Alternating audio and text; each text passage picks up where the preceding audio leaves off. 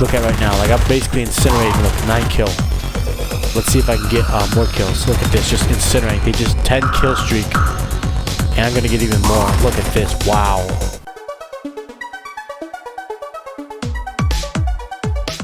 Hey YouTube, what's going on? It's the Demon Gamer here. Today we're bringing you some more Stalingrad gameplay in Enlisted. In this gameplay, we're gonna be going through the city, going through like new features in Stalingrad. We're gonna be going through, you know, what some of the advantages are for each side. Particularly in the case of the Allies as well, we're going to see exactly why they're such a great faction and they have a lot of advantages in Stalingrad. And we'll see who's out there. Yeah, this map is kind of small, so it's basically just the building and then they rush it from the front of the map. In this map, you know, it's basically kind of a meat grinder, to be honest. There are some flanking opportunities, so if you look back there while I was just shooting, just give me a second, I just want to make sure I'm safe. So if you look back here, this train station back here, not sure why he shot at me, but this train station back here is excellent in terms of flanking. It's really good, and he gets me. I'm not sure why he stood in that window, that was kind of dumb, but like that train station area is really good for flanking, and it's kind of like the main place where you can flank the building. And if you're assaulting this map, I definitely recommend coming from the train track side as opposed to coming from the other side. It's really important that you know, you flank in this map, because you don't want to be running through that open area in the front. There are so many snipers. Like if you look at this guy right here, let's see if he pops his head back up. No, I'll go around. But if you look at this guy back here, you know, oh my god, what was that, an airstrike? Yeah, the airstrikes are crazy. Sorry to go off topic. The airstrikes are pretty crazy.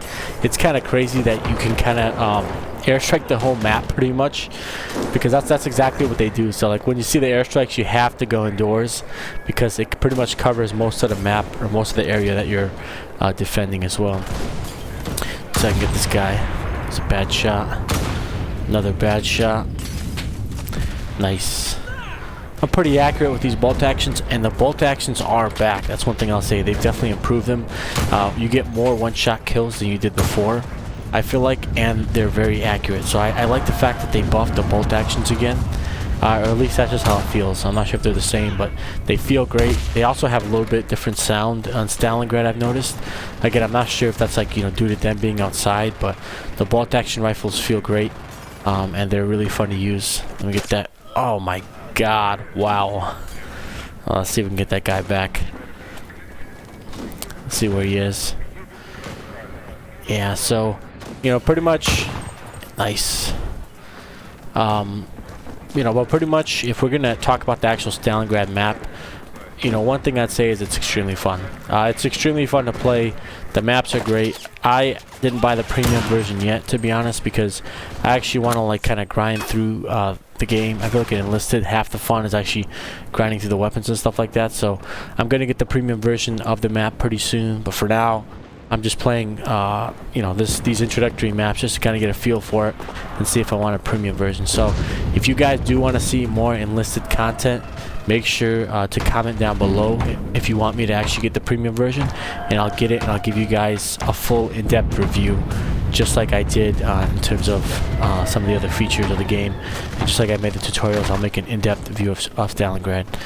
In general, I guess I've already kind of outlined the pros. Very close combat fighting, a lot of different types of scenery. You have maps that are more open, you have the house maps, you have a ton of just different types of areas that are good for close combat. So those are the pros. I also think that the weapon balancing was great. I will say that, like, even though the factions are not totally balanced, I do like each faction's strengths and weaknesses, and I think the type of gameplay that they have going with the close quarters combat is extremely cool. So I also like, sorry to add more into it, but I also like the fact that they basically made, how do I say it, and sit down son, yeah, he was just going nowhere. But I also like the fact that they basically made the environment itself pretty cool. So for example, if you're in the city of Stalingrad, they'll actually have Russian propaganda playing, urging the Russian soldiers to fight on. So to me, that's extremely cool, and it makes the environment that much better. The downsides of Stalingrad, just from a top-down view, is I feel like the Allies are much more powerful than the Soviets. Sorry, not the Soviets, than the Germans. I do feel like they have a lot of better weapons, and in terms of tanks, it's like not even close. The Germans can get access, especially if you bought the campaign, to the early version of the T-34. And while the Axis side, basically all they have is the Panzer III. So to me, that's absolutely insane. To have a T-34 going against a short barrel, not even a long barrel, a short barrel Panzer III. In this game, they do use the damage model from War Thunder. So basically, if you're the Axis, there's really no reason to even spawn in as a tank in the early games. Once you get the Panzer IV, then it's a little bit more competitive. The Panzer IV is not really that great, but it's still more competitive than the Panzer III. But again, there's no real reason to spawn in as a Panzer III, because if you're going up against a T-34, you're going to lose immediately, and there's nothing really you can do to a T-34. You're at a huge disadvantage. So that's one of the downsides in terms of the tanks. Another downside is in terms of the SMGs and some of the guns. The Soviets have this PPSH box mag, and this thing is absolute beast. Like, watch this right here, dead. You can basically just incinerate these guys, and they stand no shot.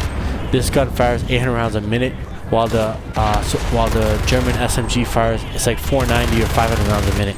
It's absolutely insane, and it's not even fair. So I think that that's one of the huge downsides in terms of the SMGs. There's also a couple other guns here and there. The Soviets have a good LMG, but the Germans do have their own, like MG30, I think 38 or MG34. So the Germans can't counter with the LMGs, but the SMGs really do need to be nerfed or balanced. The damage model needs to go down for these guns, because look at right now, like I'm basically incinerating. Look, 9 kill. Let's see if I can get more kills. Look at this, just incinerate. They just 10 kill streak, and I'm gonna get even more. Look at this, wow. Wow. So it's like the SMGs really do need to be nerfed to make the close combat much better. When I play with the Axis side, I feel like it's much more difficult to win. You can't really compete with the SMGs, and you're forced to either get a semi-auto rifle and try to make it work, or just kind of stay at a distance and be a lot more careful in the building. So on a map like Stalingrad, they need to kind of change those SMGs for the Allies, maybe nerf the damage a little bit, just to make the game more fair, and so that both sides can compete. So we talked about the tanks being in the Allies' favor, SMGs are in the Allies' favor. I think those are kind of the two main categories, and I think that if those can be fixed, this game, or this game mode in Stalingrad, can be so much better. So I hope that they do kind of listen to this commentary, Giajan, and I hope that they do implement those changes. Again, for Enlisted, this is a game with a growing community.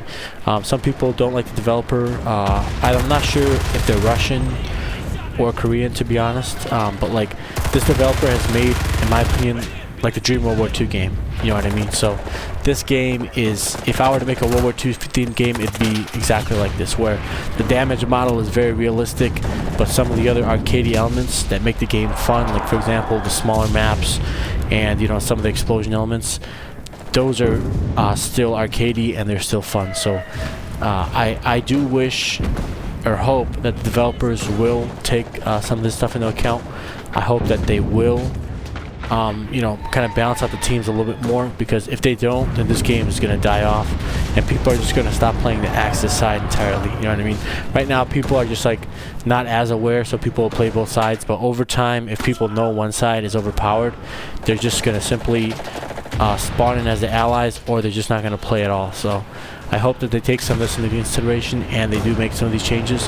That's not to say you can't play Axis and be successful, but in the early stages of the game, I think it's very hard for them. I think they should have included a Panzer IV in the early stages, or just some other weapon in the early stages to make it better, right? You do unlock the MGs, and the German LMGs are more effective than the Soviet ones, but the Soviets still have good LMGs too, so it's like that's not really a decisive advantage, and it takes a couple of levels to unlock those weapons. So for the new people coming into this, they don't want to grind until level 11, right, before they can get a decent close quarters weapon to play with. So again, I do think that hopefully developers take some of this into consideration, even out the teams. I played both sides just because I want to have fun. I want to basically see what the strengths and weaknesses of both factions are. But a lot of people are not willing to do that if they can't get some balanced gameplay. So yeah, loving Stalingrad. As you can see, a lot of fun. The environment is crazy. Like if you hear that air raid siren, it really does make you feel like you're part of this, of this Eastern Front epic battle. You know what I mean? And this is better than Battlefield 5. It's better than some of the other Call of Duty in all respects. If you guys have not tried out Enlisted, I highly recommend it. Give the game a shot. I'm not sure if it's on Steam yet because they claim they're in beta. If I were them, just shelve the beta and just launch the game because I think it's in pretty good condition. And I think that they can have a real winner here. You know what I mean? And this developer, I will say, for myself, I'm in a love-hate with them. I absolutely hate their product for War Thunder. I think it's a pay-to-win scheme that basically at its core makes the game unbalanced just so you'll buy tanks. But for Enlisted, I think they hit a home run. I think that I've been waiting for a World War II game this good for a long time. How do I say? After, Battlefield 5, I thought that the World War II genre would be dead and not really return again, but as we can see, it is back and better than ever. So guys, try out Enlisted. So this is where I'm going to leave you guys today. Make sure to like, comment, subscribe. I'm grateful for all the views I get, all the likes. Thanks guys for watching. Also, if you have any suggestions for new content, make sure to put it in the comment section and we'll see if we can make a video on it. So thanks for watching. I'll see you guys in the next one.